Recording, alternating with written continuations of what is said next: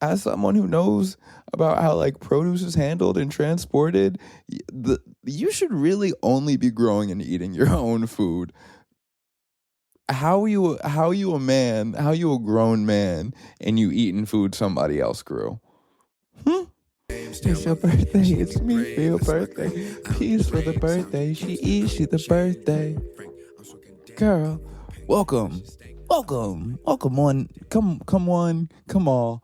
Get on your horse and get on down to episode 26.7. I've already forgotten. Of the Creme World podcast. We're coming out hot. You see that? It's not 10 o'clock on a Sunday night. It's 5 o'clock on a Friday. That's the energy I'm coming into this with. Oh boy, did I do too much off the top? I'm your host, Creme Brulee, at Creme Brulee 2D on social medias. Please, whatever platform you're listening to this on, leave a like if you could be so kind. Subscribe to the show. Follow the show. Subscribe to my YouTube. The buttons. If you have, let's say you're not doing anything right now. You're still deciding whether or not this is what you're really going to listen to. While you're deciding, why not just leave a like? Spotify, I think, maybe has the worst podcast app interface, or at least like the integration with the rest of your podcast, because you can listen to a podcast one time just to try it out on Spotify, and Spotify is like, cool, we'll tell you about this forever. And there's no way to like unsubscribe, so it's just and you can't like block. I guess maybe I'll try blocking, but it's not like I don't like the shows. It's just like, hey, I listen to the Trevor Noah podcast one time because I like the guest. You can stop telling me about it. It's been 3 months. That being said, if you're on Spotify, I'll see you for the next 3 months, motherfuckers. I'm going to get you with one of these episodes. If you're not listening to this one, just know I'm going to pop out with a title. You're going to be like, wow, I got to tap into this. The title of this one, I'm happy with. This episode, I think, is going to be the Onlyfansification of Instagram / explaining you the birthday to white people. That's where I want to, that's where we're going to get to. We're going to start. The first person, whoever invented the phrase, cry me a river, they were done. They were tired of your tears. They were tired of your... So what I'm thinking is, now that I thought about it, because I was listening to some jazz song and they said cry me a river, and I'm like, damn, I can't believe Justin Timberlake stole this phrase from like Ella Fitzgerald or some shit. And I was like, no, it's just like a phrase. So anyway, but the first person to say the phrase, someone had been some weaponized white tears type bullshit. I think the conclusion I truly came to is based on like the pattern of human history and how we've been as a society and a people and a humanity. I feel like the first time crying me a river was said, it was probably after some misogyny. It was probably, I'm not going to paint too vivid of a picture, but a man probably did something really abhorrent to a woman. It was probably like, oh, cry me a river. And then he was like, damn, that kind of slaps. And it does. And so did he. So did he, more than likely. Whew, that's how we're starting. Recently on TikTok, I mean, this is probably like 2 weeks old now. I've been meaning to. There's certain topics that'll just stay on the docket. My notes app note that just says potential podcast topics for a while, because I want to talk about them, but they're never pressing. And there's, there's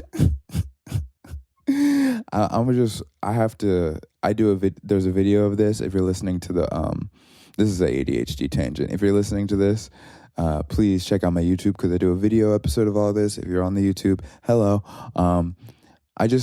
So I have to see myself, and thinking about it now, this would probably be a much better experience and show if I didn't have because I have it on like selfie mode on my iPad, so the whole time I can see myself, which is nice in some ways. But as I'm doing this, I'm just like, man, I use my hands so much, and I don't even think about myself.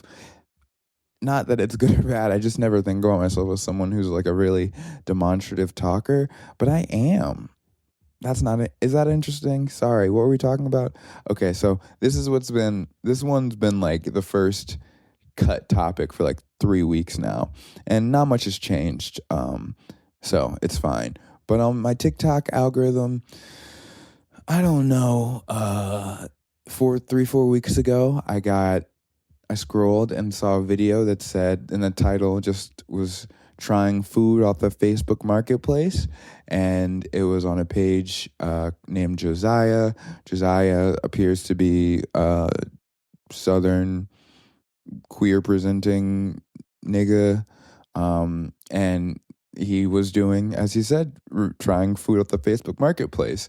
And the more I've thought about it, I'm like, I don't think I've ever seen a better hook for a social media video than trying food off the Facebook Marketplace, because it's, at least for me, it's like the two niches I really love on TikTok, which is like food, anything food related I'm watching, and also just kind of I don't want to say like memes, but just kind of dumb shit, right? Like I love, those are the two alleys. Like I wish maybe I'll do maybe another episode. I'll just do a scroll through my TikTok and talk about my algorithm in more detail. But a lot of it's food and or dumb shit. And trying food off the Facebook Marketplace as a hook, I'm like, wow, perfect content at the intersection of my interests. The first one I saw, it was Josiah was trying some sort of barbecue plate. He actually gave it a pretty solid review, but in the comments, everyone was talking about this person called Eggs by Toya, and the search bar on the little TikTok was like Eggs by Toya, and I was like, what is that? So I click, and Josiah's previous TikTok, I'm talking like the second TikTok on his page, he was reviewing food from the Facebook Marketplace, and the product or the merchant he was purchasing from was someone called Eggs by Toya. Eggs by Toya, someone local to Josiah who makes Facebook Marketplace deviled eggs and spicy bowls.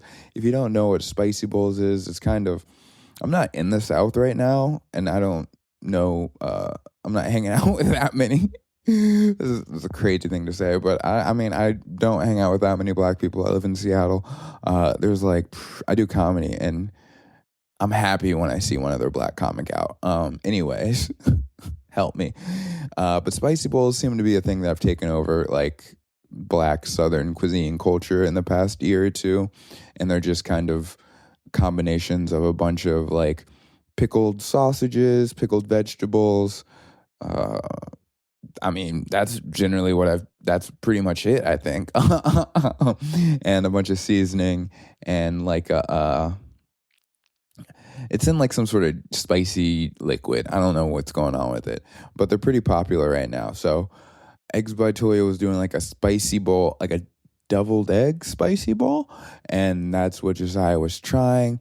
And the review of the bowl, I won't say it was scathing. It was scathing, but not in like a, using culinary terminology to dissect all the flaws with, the taste and the presentation. It was just kind of like, oh my God. And then like the camera cuts, and like that's how the review ends after like one bite. So it's pretty clear what the review is. And then, so this happens. Eggs by Toy gets in the comments, starts like saying very, very threatening things to Josiah. Josiah gets on a couple TikToks later and is like, hey, so I'm meeting back up with Eggs by Toya, and starts sharing screenshots where Eggs by Toya starts like harassing him. Like the first message was, take the review down or my son's pulling up on GDK, which I believe is a gang somewhere. So like first message was like, take the review down or there's going to be violence. They get into a conversation, scare quotes, and Josiah's Eggs by Toya talks Josiah into trying more of her food, which Josiah reluctantly agrees to do.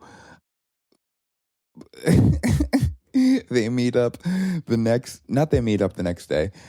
Josiah meets up with Eggs by Toya's baby daddy. Someone's filming from Josiah's point of view, and also the baby daddy is filming. So I've seen this particular interaction from multiple different camera angles. I think I saw them both the same day they dropped. And I really want y'all to go find this video, because I've never seen like a food review under duress. Like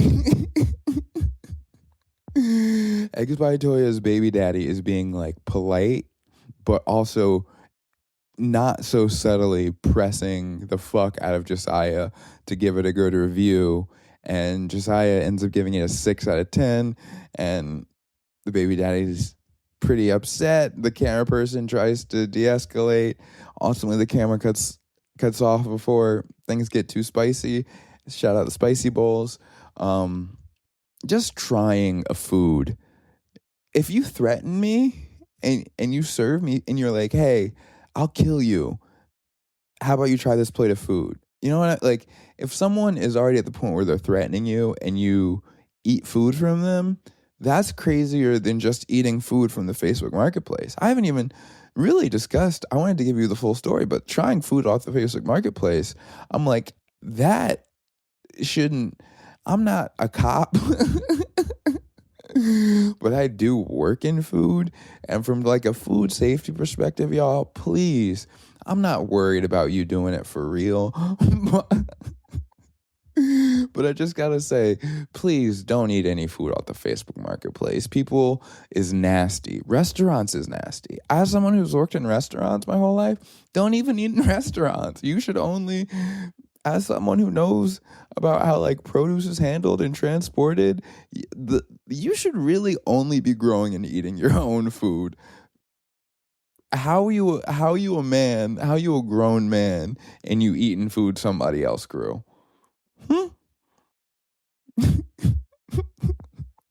Okay, get your hands in the dirt, nigga. So I don't really do any of that. So the story is not quite over, because Josiah gets on a couple days later and updates us that Eggs by Toya has been arrested, and it's unclear what for. You know, all the before we got clarity on it, there was a lot of speculating. I was speculating that maybe Eggs by Toya was out on parole and threatening someone online was a violation of that. Josiah updated a couple of days later to say Eggs by Toya got caught up on like a gun charge. Yeah. So that's just a saga I think you should tap into. I've given you a lot of the bones of it, but it is like there's a lot of things I didn't include that make the reviews and everything about it great. What was I going to say? I didn't even mention that. So a lot of people think the whole thing was staged. Just Josiah's entire page was staged, because there's kind of this odd motif going through where most of the people who almost all the people who sell food on Facebook Marketplace have like these AI generated seeming flyers, and they kind of get more and more ridiculous as they go on. Like I wanted to see like what the latest Josiah post was, and it was another, classic review. And the picture he showed, that like, I guess they give you the platter of food, and they give you like a little menu / like branding photo so you remember the place. But it was just like, it was called Trading Cakes or something, and like the ad photo of it was like a AI generated like gargantuan woman like eating cake, but she was like the size of like a skyscraper, and she was like within a city. I just think you should tap into it. Maybe it is fake. If it's fake, great job. The crazy thing is, Josiah put up a post celebrating 100K followers, and someone was like, mind you, this account started 3 weeks ago. And Josiah was like, I started posting a week ago. And that's true. This nigga, I love seeing black people succeed, regardless of whether or not the Eggs by Toya controversy was staged. I love seeing black people succeed, going from 0 to 100K followers just off of Facebook food reviews, and just the oddest of TikTok beefs. That's shout out to Josiah. the other thing per, percolating on TikTok.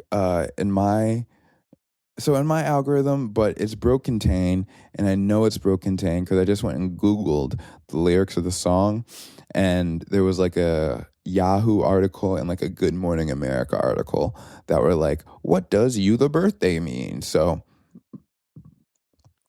if you want to wear the song, the not after the theme song, so it's maybe not a great idea because like I've sort of started starting the episodes by singing a song. That's a lot of S's. And I'm just realizing like I also have like a theme song. So having a song into me singing a song. Maybe I should do an instrumental, but I do like it's my song. It's my song. You guys, check out my music. But the song I started singing at the start of this episode after the theme song was You the Birthday by Huncho. A song that isn't getting any. So I went on before this, like to listen to the song, or I think it might be called Birthday Girl. It's definitely not You the Birthday, but the song's called Birthday Girl by an artist called Huncho. Hip hop. It's like R&B, hip hop, like rap. What? It's whatever. A hip hop artist out of Atlanta. I've literally never listened to dude's music before, but it's definitely a name I've heard for a while. And the funny thing is, I was saying, like, this, as I just mentioned, this song, a reference from this song has made it to, like, Yahoo News and Good Morning America. But when I went to, like, listen to the song isn't, like, getting bigger. Like, like it is, but, like, normally if a song is, like, big on TikTok, you go to Spotify, and because of how Spotify ranks songs and, like, yeah, using the algorithm that factors in what is the most popular song, like at the moment for the artist, you usually expect to see that song near the top, even if it's not their most streamed song. But I went to Huncho's page, and it's not even in their top 10 most like popular songs on Spotify right now, presumably, which is crazy because for a certain part of TikTok, this is huge. So the artist Huncho, I don't know when this song came out, but at some point, like a month ago, people, like mostly black people on TikTok, just started posting like the hook at the very beginning of the song and just like making fun of it. And the lyrics of the hook of the song are, "It's your birthday. Look, I'm gonna give it a little. I'm not gonna sing it, but I'm gonna try and give you what it sounds like in the song. It's your birthday, look good on your birthday. Chanel for your birthday, Van Cleef for your birthday. It's your birthday, it's me for your birthday. Peace on your birthday, she eats you the birthday girl." Maybe you've heard that on TikTok, maybe not. So people started making fun of that part because mostly the second part of the song, or the second part of the hook, "It's your birthday, it's me for your birthday." Great, it's me. It's hey. It's me for your birthday. I've been that nigga. I've been that nigga. And then, peace on you. The biggest part is no doubt peace on your birthday, and then she the birthday girl. And the way he says it is she the birthday, and then there's like a 2-second pause, and he says girl, but the part that's taken off is she the birthday. People just love saying she the birthday. They love saying she the birthday. Now we love saying you the birthday. I saw a post earlier today where someone had said, like, "I'm crying, you the onions." So it is now transforming linguistically. And white people, I'm putting this onto your radar now because normally I would say you guys got like a month or two before this is like almost fully y'all's, but based on what I said, like it's already made it to Good Morning America, and it's like a month old. We might already be it might already not be ours. Because I've talked about this maybe before, and maybe I'll talk about it again. But and I will talk about it again. But the way TikTok has accelerated, almost like a scary pace, the AAVE to white teenagers to adult whites, like that used to be a process that sometimes took like years, right? Like a word would come out, niggas would say the word, eventually it would make it to like hip hop or movies, eventually the hippest white teenagers would get it, and then eventually, it would make it to like cool white culture, and then slowly after that it would just be regular white culture, right? That used to take years, like I said. But now with TikTok, like things go from, one of the most fascinating ones to me has been right? Because, excuse me, as you may or may not know, not a new term at all for black people. Has been used, I've seen people say as far back as like the 80s and stuff. So I guess this one, in particular, wasn't that quick, but it basically got adopted by white teenagers and then started being said by white adults like within a month of white teenagers finding out about it. So yeah, that's why you should care, white people, because this is coming to you first of all, but eventually. Yeah, and it's interesting because around the time people started making fun of this song, I guess the like more of the history of a little bit of the like background around like what kind of made the memes at this take off so quickly is at some point, I want to say like almost a year ago at this point, Summer Walker and Lotto put out a song. I wish I remember what it was called. But that song online got dubbed Chicken Alfredo music. And again, for my white listeners, Chicken Alfredo in black culture is kind of this dish that symbolizes like the nexus of bougie and ghetto aesthetics coming together, right? It is like Hellcat music. Y'all might not know what that means.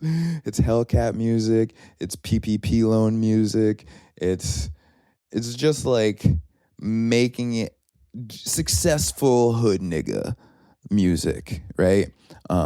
Successful being in however you want to define success. But very Atlanta, if you know Atlanta, it's very like bougie hustler music, bougie hustler food. It's very nouveau riche, but for black people. And so this song, it's also adjacent to low exposure. Atlanta's also, I don't even know how to explain the low exposure memes.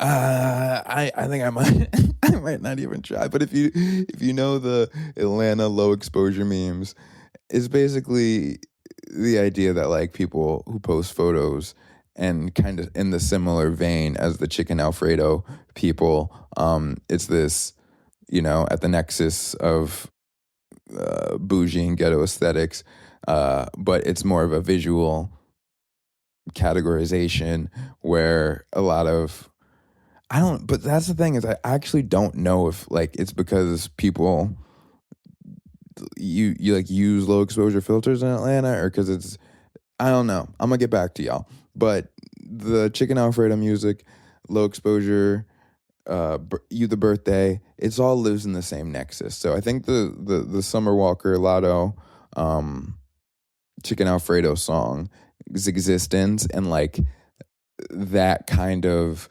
aesthetic being like linguistically codified kind of set the stage for You the Birthday, where we're like, oh, we kind of, this thing is in a lineage and we kind of already have a way to talk about it. And this is like a more memeable, because the Summer Walker and Lotto song, while it did represent this thing, there wasn't like a defining bar of it, or like a defining. There wasn't like the hook that everyone knew that was like, yeah, these guys. It was just kind of like the entire vibe of the song. But with You the Birthday, you got it distilled into you. She eats, she the birthday, and now You the Birthday, and whatever it will become next, because we're already at the point where I decided to do this segment because I'm like, once I've been asked about something, or I'm like, I don't think people are coming into it. It's at the point where the meme isn't fully associated with like the actual source material at this point, because there's already memes off the meme. So when people go back like, You the Onions, like, yeah, it's off of You the Birthday, and like, okay, that makes sense. Like, so once you get down the meme, the life cycle enough steps, people forget the source material. And if I'm here to do anything, it's to codify and be an anthropologist for Black memes. Yeah, that's the second thing we're talking about. I want to have a little Red Bull.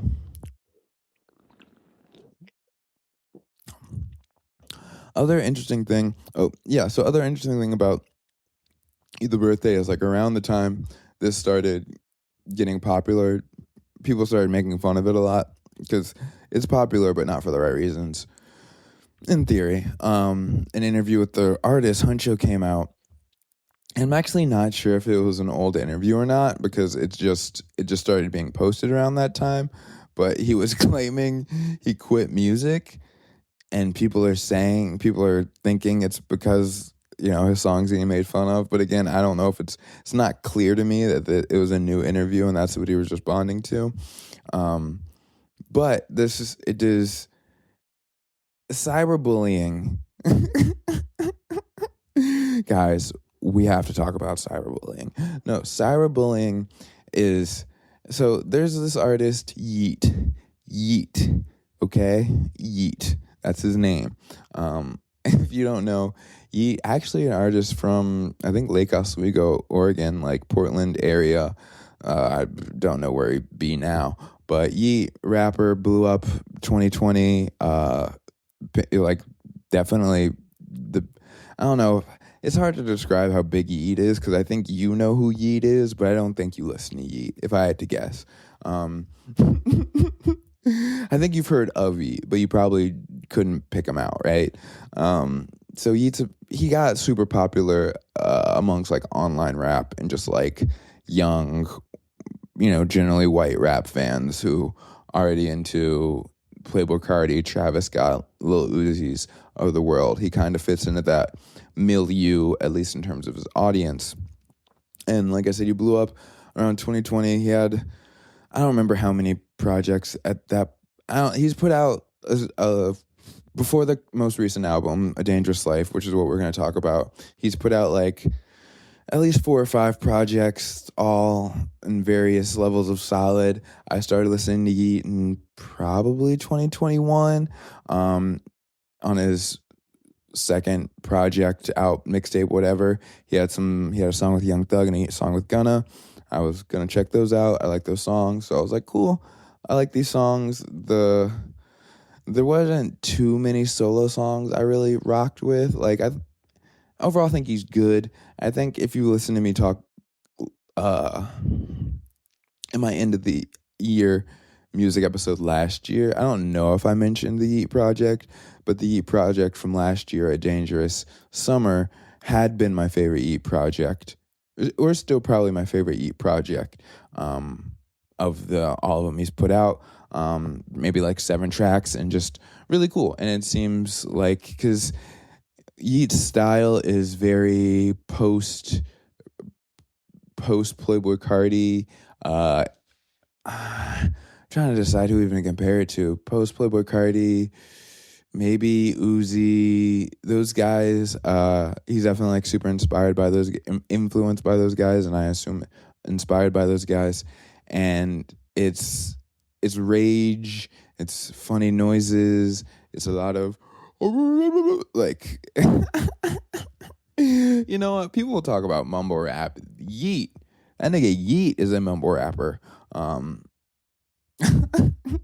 but yeah, a lot of really interesting. I think the best way to describe Yeet is once I heard listening to a music podcast, they were talking about, I think maybe they had interviewed Yeet and they were talking about how for his songs, when he writes his songs, he'll do the ad lib track before he writes the actual lyrics, which I don't think is like do your art how you want to do your art, but I think it gives you an idea of what his approach to music is like, because it's a lot more about the energy and like the big moments and things like that, the ad libs of it all, than like the actual bars, which great. He, I don't know at what point he announced he was gonna drop this most recent album, but it's like, he's grinded the quote unquote underground mixtape circuit for a while, kind of became probably the biggest quote unquote underground artist. It's debatable at what point he broke through that mold. Once you get on a couple of songs with Drake, it's hard to still call yourself underground, as Yeet has.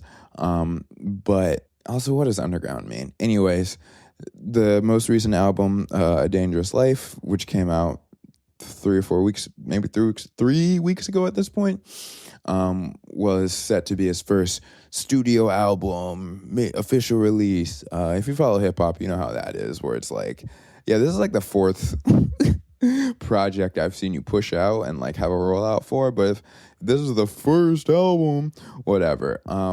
But it definitely was giving like, oh, he's going for having like a number one album with big, I don't know how huge he thought the hits were gonna be, but there was a lot of money clearly put into this album, from like the list of features that is like, Elton John, what's that girl's name, Grimes, Julia Fox, Kylie Jenner for some reason, Don Toliver, and maybe NBA YoungBoy. So some interesting list of features, and there were definitely a couple more I missed, but that's just to give you an idea of like, he was going big. Like, you don't get Grimes or Elton John for a song as a rapper unless you're trying to like do something. So there was a lot of money put into this. There's like visuals that came out. Like, you can tell when a record label is trying really hard to push a thing, and this album came out, y'all, and I really wish I had been able to give it a full listen before I saw the online discourse, but I never, usually I can like wait for an album to come out and just like go online without having like my perception of the album soiled by people talking about it one way or the other, because at this point music is so, all of art and media is so segmented that like, I don't know. You can easily avoid any one specific thing you want to avoid if your algorithm is just funneling you into somewhere else. So I didn't worry about that. But when I got on social media, I get on the various hip hop Reddits and things of that nature, and hip hop pages on Instagram, blah blah blah, and just like general TikTokery. I'm on the general TikTokery.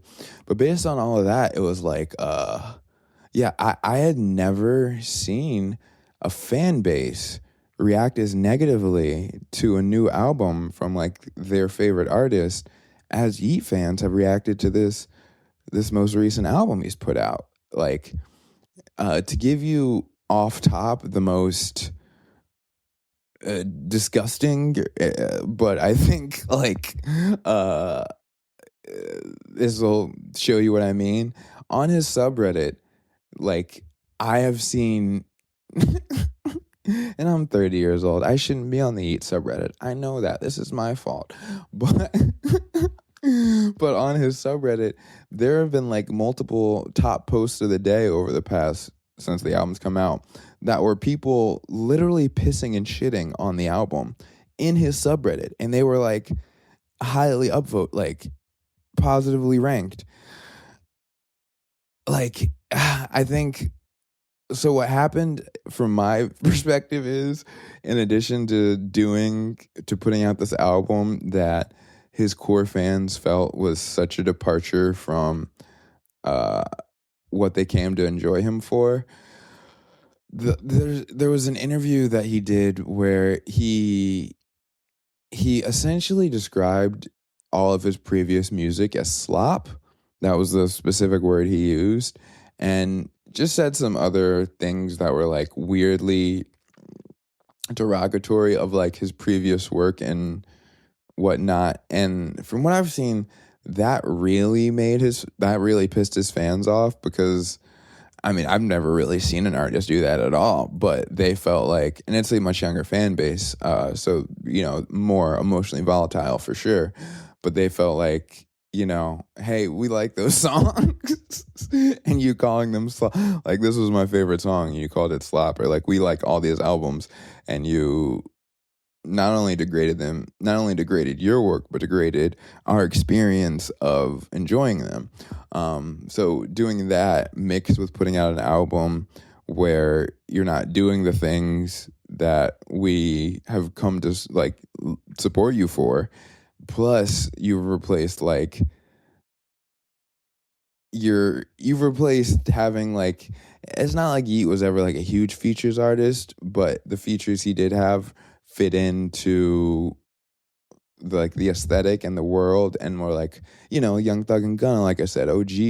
If you're in that space where like your influences are already Uzi and Cardi, Young Thug is their OG. So it's like it's all within the milieu. He had a bunch of songs with Uzi. And you replace that with like Grimes and Elton John and Kylie Jenner, and the other stuff was slop. So yeah, I listened to the album. I didn't think it was very good. If I didn't see that level of reaction to it, I probably would have just been like, that wasn't very good, and never thought about it again.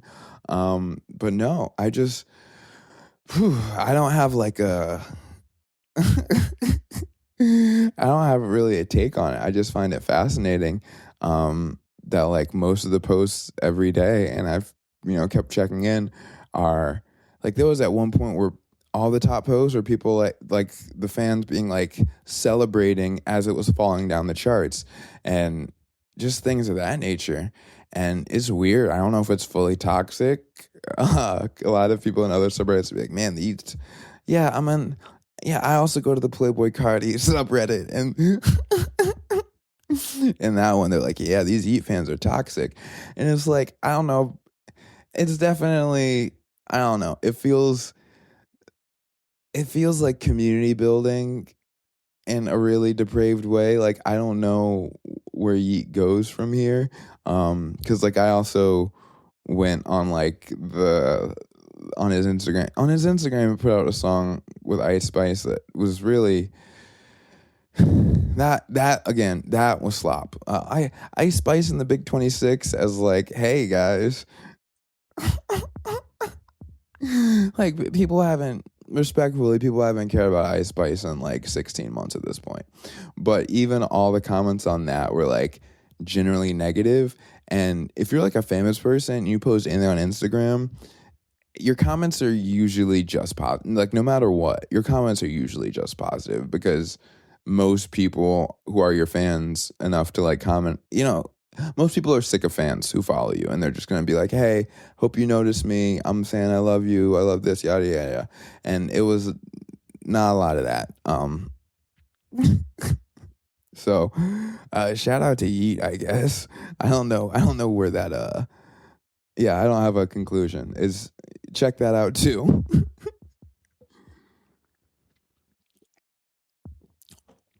All right, we've come to the main event. Oh man, I wanted to read you guys the full joke. Maybe I'll read you guys the full joke. This is gonna be a pause. All right, this is gonna be a Creme World podcast first. So I've been thinking a lot about, as I kind of hinted at the beginning of this podcast, a topic I'm gonna call the Onlyfansification of Instagram. And I wrote a joke about this, and I performed like a couple beats of this. Like there's 2 or 3 phrases in particular that I've been working on a version of this joke for like a year, and it's nowhere near done.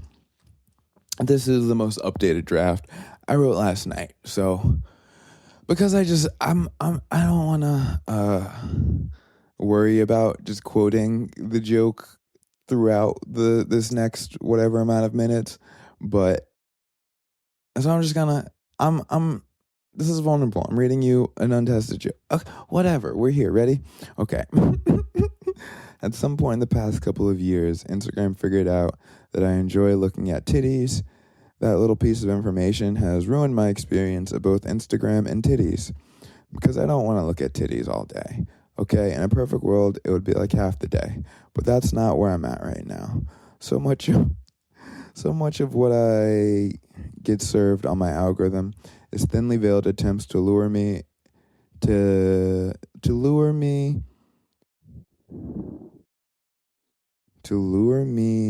to I don't know. Luring me to this is my handwriting. Okay, I'm going to restart this sentence. So much of what I get served on my algorithm is thinly veiled attempts to lure me to the proverbial link in bio. And that's trained me to automatically check the Instagram bio of any attractive woman, and I want to be able to enjoy a video of a woman crocheting without wondering if I could pay to see her butthole. Won't anyone think of me? And that's the thing. Often it's truly just a woman with some cleavage knitting a hat, and it's so fucked up because now I gotta masturbate to that. I'm not trying to come on yarn. I guess it's OnlyFans' fault. OnlyFans is this website I imagine was created by an incredibly ambitious and intelligent 12-year-old. OnlyFans is basically a marketplace for amateur porn distribution. Because of what OnlyFans has done, it's made it incredibly accessible to be a porn star. All it takes is a phone, connected to the internet, and maybe it should take more.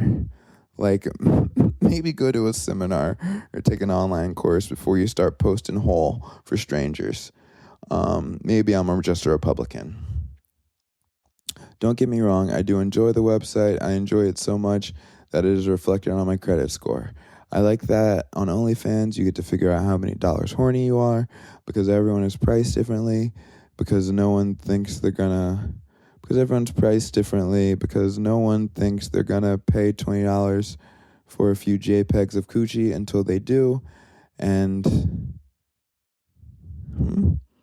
because everyone is... Yeah, that's not super clear. And alas, I was $20 horny. And let me just say, if you're going to dip your toes in the OnlyFans water, enter your card information before you start browsing, because there are few experiences less degrading than running around your room looking for your credit card with an erection. You are never more vulnerable.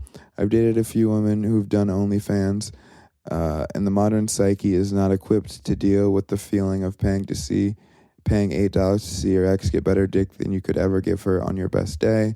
You are never more vulnerable. So that's where it's at now. Okay. You guys know what Instagram is. I think you know what OnlyFans is. Yeah, like I said in the joke, it's a marketplace for online amateur porn.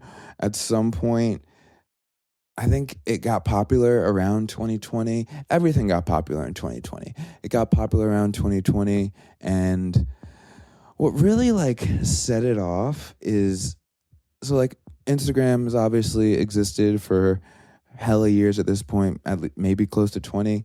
And I would never say it felt as, it definitely never was as flooded with,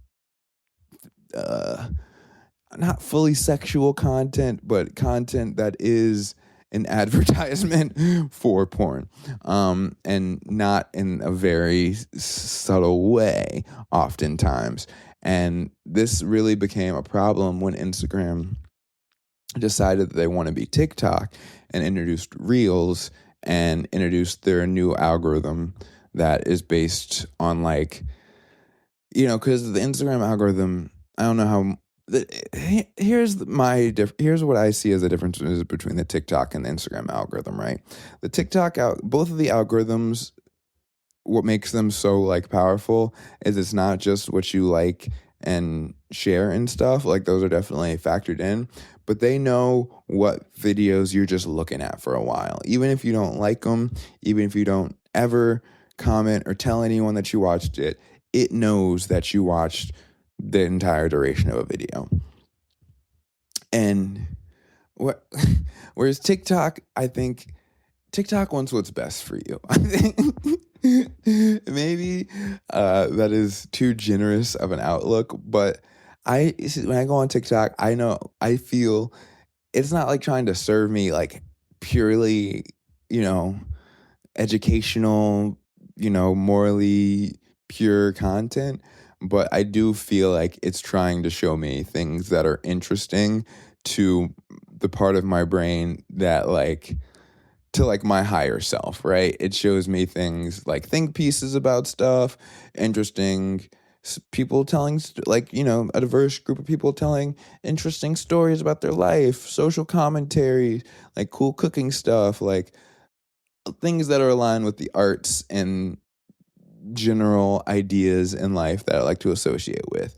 That's what it figures out you like, and that's what it tries to serve you. Instagram knows what makes you horny or mad. It figures that out, and I think it tries to serve that to you. And, this is probably a completely illegible episode for half the audience, and half the audience is like, finally someone's talking about how much titties there are on Instagram. And the generally straight women side of y'all, you're probably like, I'm just seeing like cute videos of cats and like Fruit Love Island, and I've never seen any of that stuff on Instagram. Instagram is like, you're gonna look at these titties, you're gonna look at the stuff we know is gonna make you mad. And I think maybe that wasn't the best choice, but that's when that happened, when TikTok or Instagram decided to make the switch to be more like TikTok, and that reels are pushed, and now even to the point where as soon as you open the app, it'll try to show you reels. That's when, and to their work, and to their credit, sex workers, y'all have done it. Y'all have conquered the app. Like, no shade. None of this, I hope this is clear. The Onlyfansification of Instagram. There is nothing negative I'm going to say about sex work or OnlyFans people or like that, the existence of that stuff. None of this, I hope, is going to sound like a purity, like we got to clean, no one should be looking at you. I'm looking at the titties and I'm not feeling bad about it. But I'm wondering if we'll get to downstream. I think there are potential victims we'll talk about. So, yeah, like I was saying, I have a very positive association. And I guess this section will just be me talking about why maybe it's not great for me. This has become a lot of my Instagram experience. And to just like describe it more vividly, it's like, okay, I'm going to open up my Instagram Reels for you, right? Let's do it. Let's open up my Instagram Reels right now and see what 10 scrolls are. So we got one scroll. Okay, it's a Jacob Elordi lookalike contest. Can you see that? No, it's too much light. 2 scrolls. Okay, we have a woman who is talking to the camera, but she has huge breasts. And okay, I don't think this is a sex worker. I think this is just a woman with huge breasts who it is showing me, because it knows that I will watch it. Okay, 3rd one, local music show. 4th one, let's see. 4th one is a sex worker. There we go.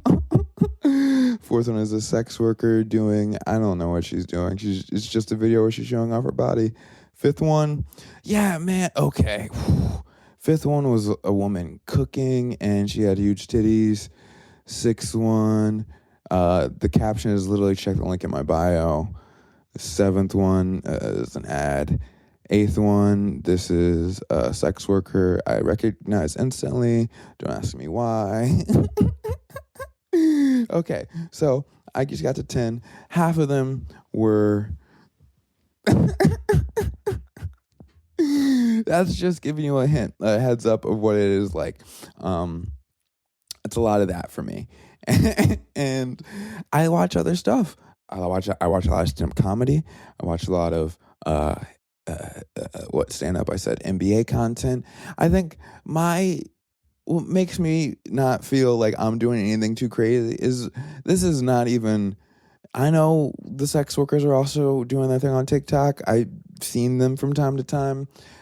I don't get any of it on TikTok. And I'm the same nigga with the same eyes. So something about the Instagram algorithm, at least for me in particular, I just showed you, kind of talked you through 10 Instagram reels. Half of them roughly, I was able to navigate to a link in a proverbial bio. Okay, I feel a little heavy-handed. No joke there. Why I feel it's dangerous to me. So like, I grew up super... Okay, this part I'm gonna talk about porn and my level of consumption throughout my life. So content, let's just hop into it, man. I definitely grew up very Christian and very repressed sexually, I guess I would say.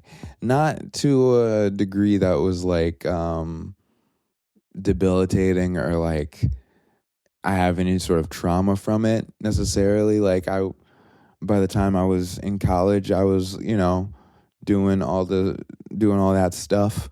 But for the first 18 years, it was I went to a pretty, what's the thing? Where it's not guarded, but it's like sheltered. It was like a sheltered community type of shit. I was pretty sheltered as a kid, which pros and cons. Con was when there's like sexual repression going on. As soon as they gave me a phone with the internet on it, it was what y'all know. And before there was even a phone, what y'all know about Comcast On Demand, HBO Real Sex, whatever else they had on there? I think the great... All right, I'm not going to go too crazy here.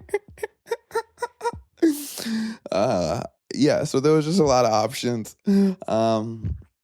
And so I feel like I went from like, the South. I went to a Christian college at one point. I've talked about that.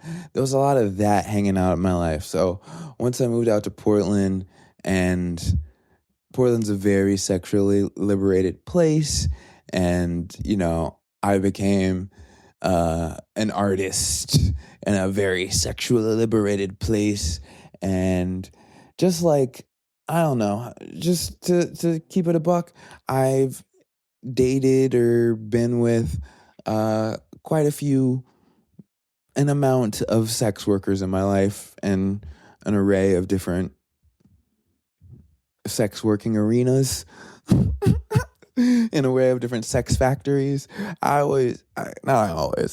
think just the term sex worker is funny to me because it connotes the image of some sort of sex factory.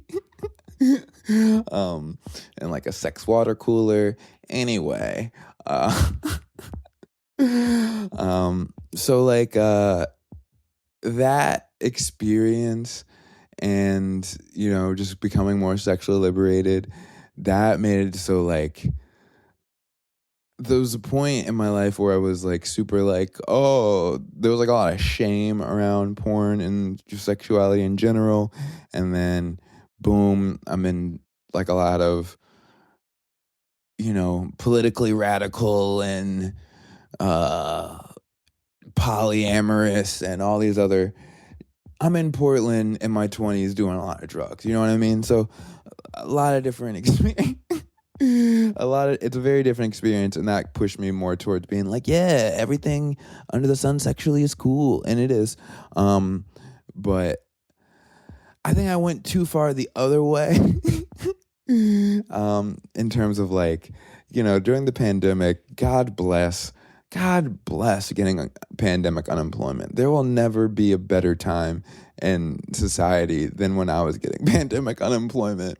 But at one point during pandemic unemployment, because of like my proximity to a lot of like the sex working community, and my amount of liquid cash thanks to the government, there was one month I did a tally like on a previous podcast of mine where it was like 240 was like my monthly OnlyFans bill.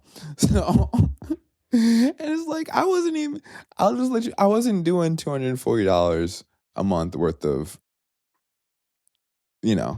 doing the thing. Masturbating. We can be adults here. I wasn't doing $200 a month worth of masturbating. And welcome to the Creme World podcast after dark. But why did I say this?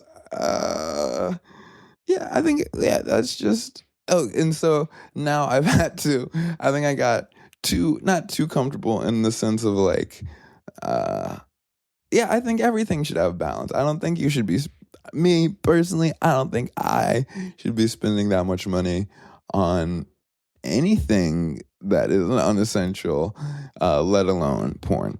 And so while I had to overcorrect, or not, I overcorrected the other way. And now in the past couple years, I'm like, all right, what is the comfortable way to feel about porn, right? Like, at least like my relationship to it as a viewer. Because I think, and it pisses me off when people are like, you pay for porn, porn's free. It's like, you could go to a food bank, a lot of things are free. It's just nice to pay for things that people make, right? Like, if we all just stole everything, nothing would exist. There's a better way to say this, and I thought of a way for the joke, but I forgot it. But just the idea of like, yeah, man, just, I don't know. We support so many other types of people in this country, or we reward so many other types of like entertainment, and we give status to so many other people and jobs in particular that aren't nearly as influential or impactful or simply as consumed as porn. So just the idea that people are like, why would you pay for it? It's free. It's because like someone, you realize someone at some point has to pay for it, right? Or else none of it exists.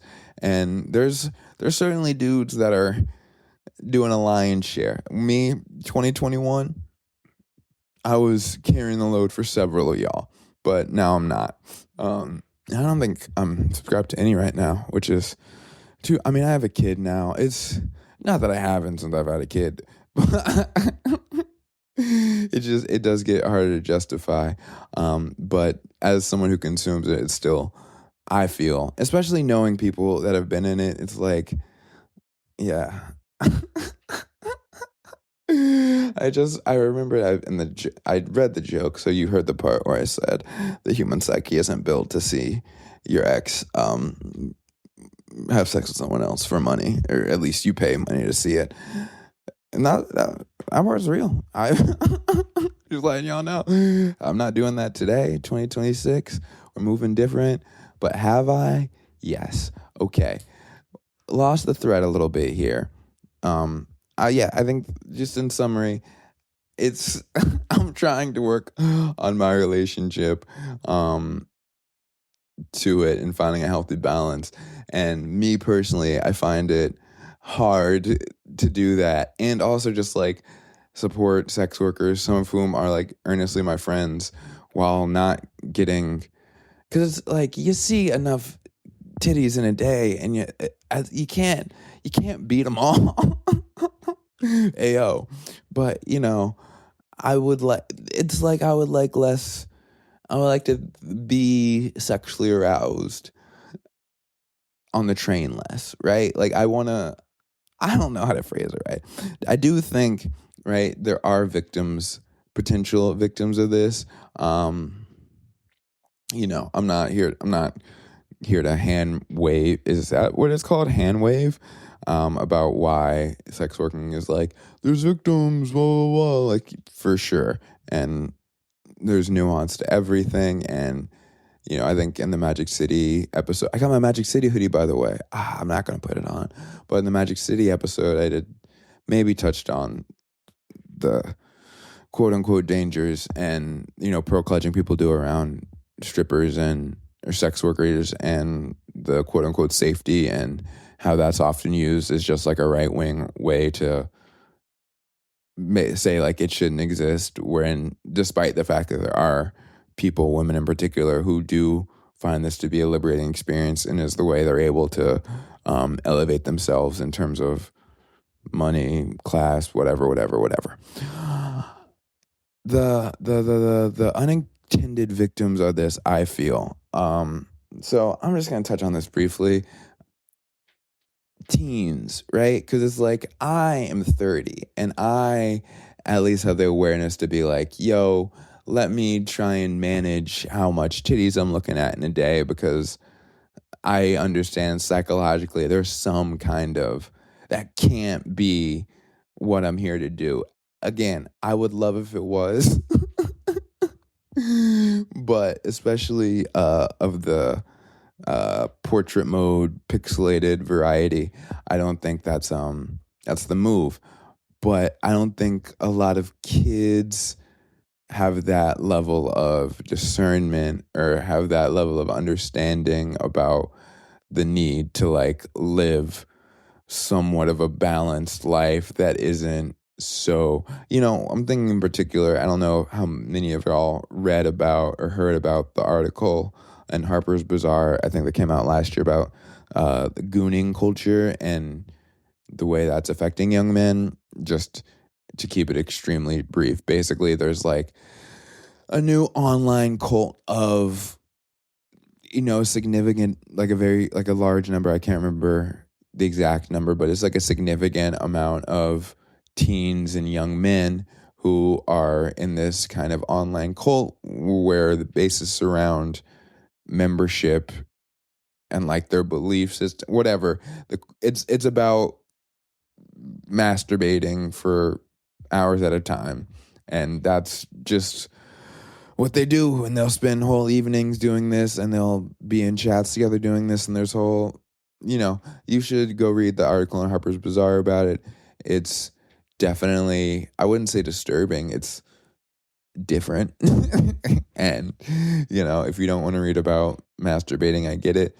But, that's what I was going to say is like part of the reason I find myself susceptible to like just looking at porn is because I am at like the intersection of like sexually liberated and just like curious about what people are into, where like sometimes I'll just go on and be like, what is that?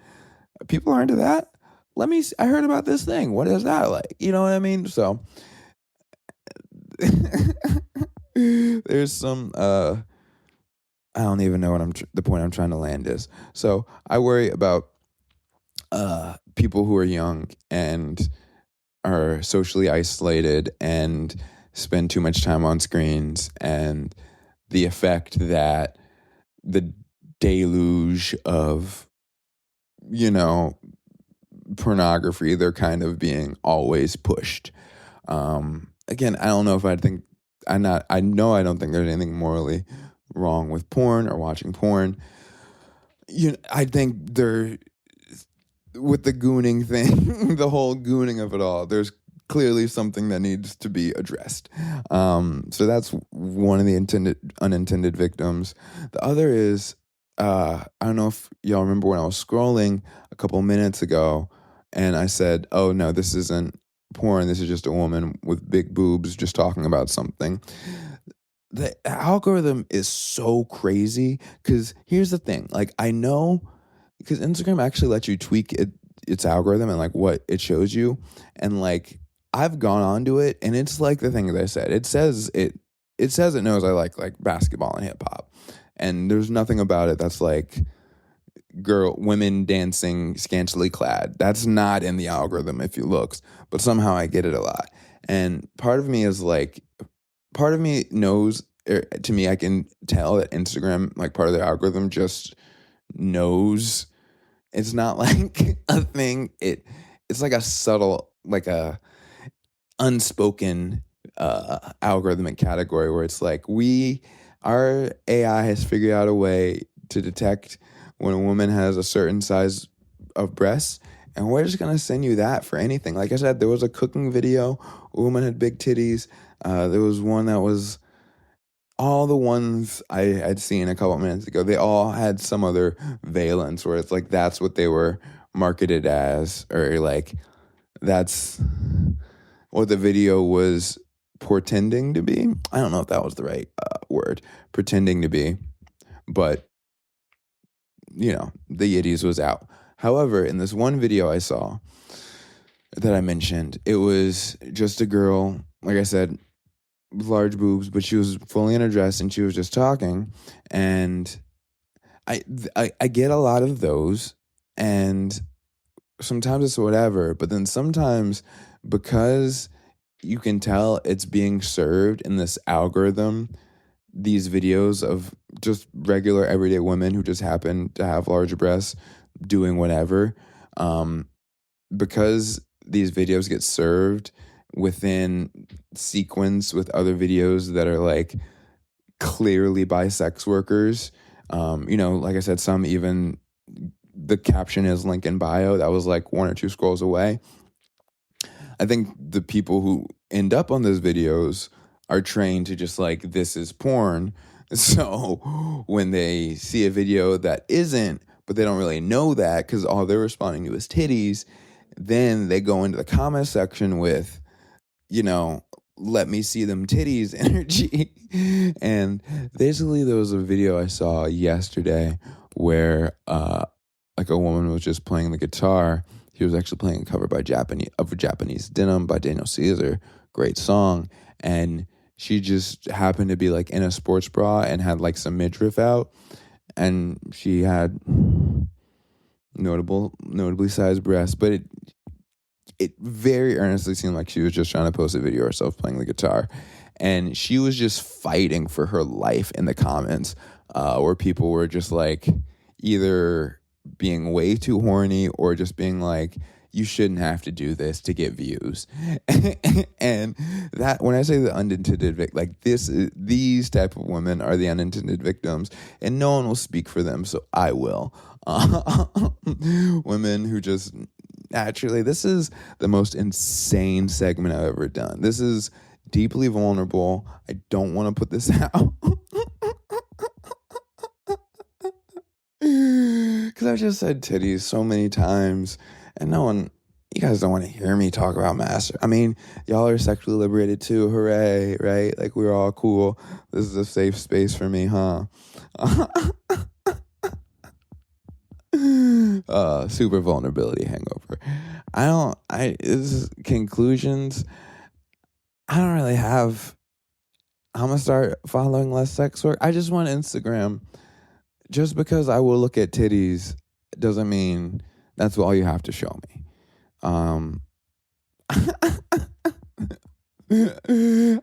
I wish I had a better bow, but right now I'm just horrified thinking of the past 20 minutes of talking or so. I'm gonna do one more topic, then we'll get out of here.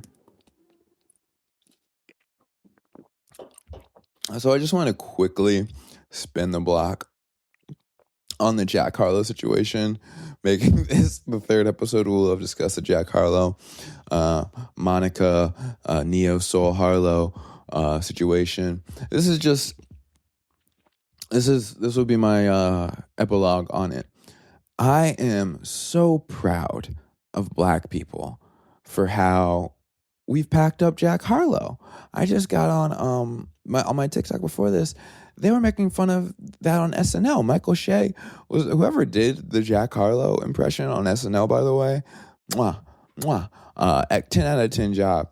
but it's made it to like mainstream white. If Saturday Night Live, I like the show, but that is as mainstream white America as you can make it, and that also means like the jokes about Jack Harlow have escaped contain of just black people doing them to now white people. You know how like white people are making fun of him for saying he got black right now. You know how crazy that is? Like he may have lost white people too, which is hell yeah, man. But no, like I said when I did the initial reaction to the album, I was like, I don't mind the album. Tell you what, I haven't touched it in 3 weeks. Not to say I'm embarrassed to listen to it, but I can't. I don't know. Maybe I was bullied out of listening to it in a sense. I did think it sounded solid. I just can't, in good conscience, after all the jokes and after there was a video. I hadn't seen the video of when he went to like Hot 97, I think, and they were just playing him classic neo soul songs, and he like didn't know Maze and Frankie Beverly, and I'm sure a lot of you white people don't either. But you're not trying to make neo soul, you know what I mean? He didn't know Maxwell. It's pretty embarrassing. So yeah, I haven't listened to it. The first song on it is still one of my like top annotation songs on Spotify, and every day I open that little playlist, I'm like, please get it off of here. I can't let anybody know I was ever enjoying this. And maybe that makes me weak-willed or whatever, but sometimes you're just like, nah, I'll just go with the flow I'll just rock with what everyone else is saying. Like, I never thought it was that crazy of a quote, but I also never thought, like, I got what he was saying with the quote, but I never wanted to stand in front of anyone making jokes about it. The jokes have never not been funny, and I just want to say we've done such a good job of gatekeeping our culture in this one instance. And, you know, sometimes we don't, at the general existence of K-pop, but in this one instance, black people across the world locked arms and said, nah. When like a white person tried to be like, yeah, I'm going to take some, like he tried to colonize the sound a little bit. And as like, we all got together and marched across the bridge at Selma to push Jack Harlow into the water. And I just think that's like, just as a black person, just to see that type of unity and to see us like successfully make fun of, like, he hasn't like unreleased the album or anything, but it's like, no one's heard from that nigga for sure. And he's going to have to rap his ass off after this. Whatever he does after this is actually now going to be, it was make or break before, not make or break. It's just, I can't wait. He has to do such a good job of whatever it is, or else he is going to get packed up. Like, he can't even, at this point, he can't even do the, I'm going to country or whatever route. Like, he's conscripted to keep trying to pretend to be black forever, and we're not going to let him.